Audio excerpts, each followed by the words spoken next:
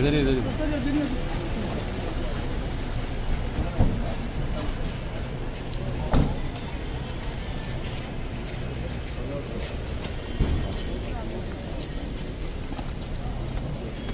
तव शुभ नामे जागे, तव शुभ आशीष मांगे, गावे तव जय गाथा। जन गण वंदन दायक जय हे भारत भाग्य विधाता। जय हे जय हे जय हे जय जय जय जय हे। Subramaniam, distinguished guests, senior officers, faculty of the medical college, healthcare workers, and COVID vaccination is being inaugurated nationwide by the Honorable Prime Minister, and in the UT of Jammu and Kashmir it is being launched by Honorable. Today, as we all know, is a historic day as we write a new chapter in general and public health systems in particular. Never heard of before, and how we manage patients in our fight against COVID. The first pillar of the strategy was promoting COVID appropriate behavior through behavior change communication.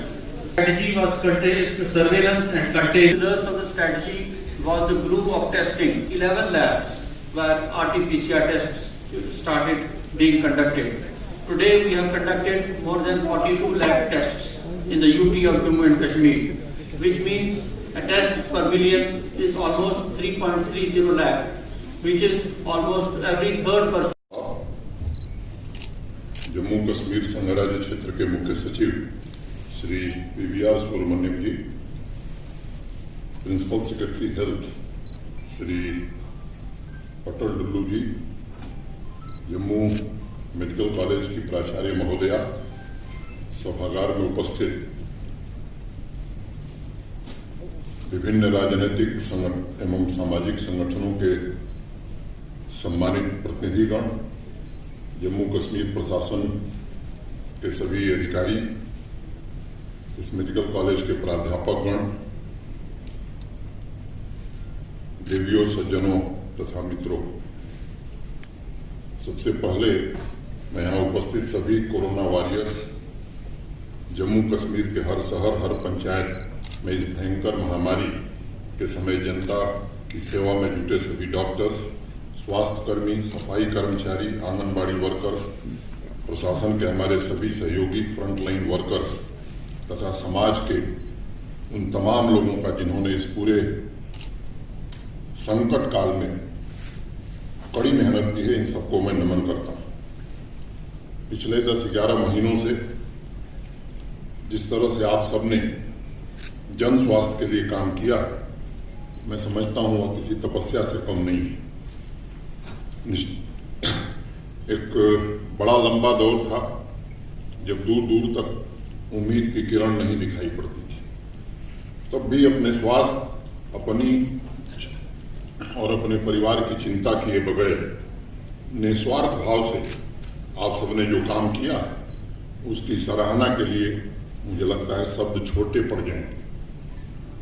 शुरुआती दिनों की चर्चा मेरे पूर्व के वक्ताओं ने की है, मैं उस तकनीकी विवरण में जा समझता हूँ, लेकिन आप सबके जज्बे, त्याग और सेवा भावना से ही जम्मू कश्मीर के लोग इस संकट से बाहर निकल सके हैं।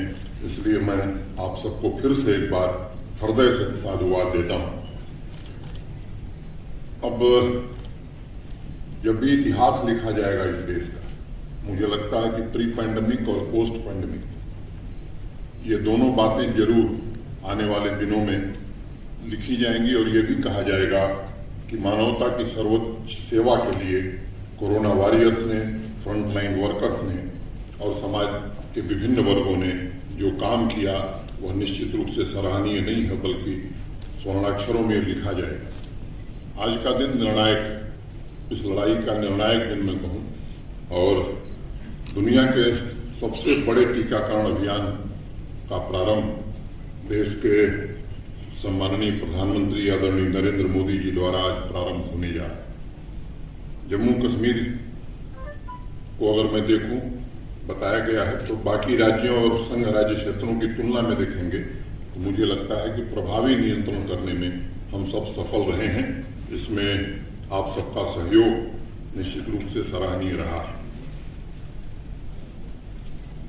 आज फ्रंटलाइन वर्कर्स और स्वास्थ्य कर्मियों के लिए वैक्सीन का इंतजार खत्म हो गया है। टुल्लू साहब ने बहुत विस्तार से बताया है, मैं उस विवरण में नहीं जाना चाहता। तैयारी हमारी पूरी है और मैं कहना चाहता हूं कि आज जिनको टीका लगेगा वो ये न मान लें कि टीका लगने के बाद हम पूरी तरह स्वस्थ हो गए। 28 दिन बाद दूसरा टीका लगेगा और दूसरे टीके के 14 दिन बाद तब आप ये मान सकते हैं कि नहीं, अब हम खतरे के बाहर हैं, अब हमारे ऊपर कोई संकट नहीं है। बीच में जो SOPs बनाई गई, जो सावधानियां बरतने को कही गई, मैं समझता हूं ये हमें टीकाकरण के बाद भी सावधानियां बरतने की जरूरत है।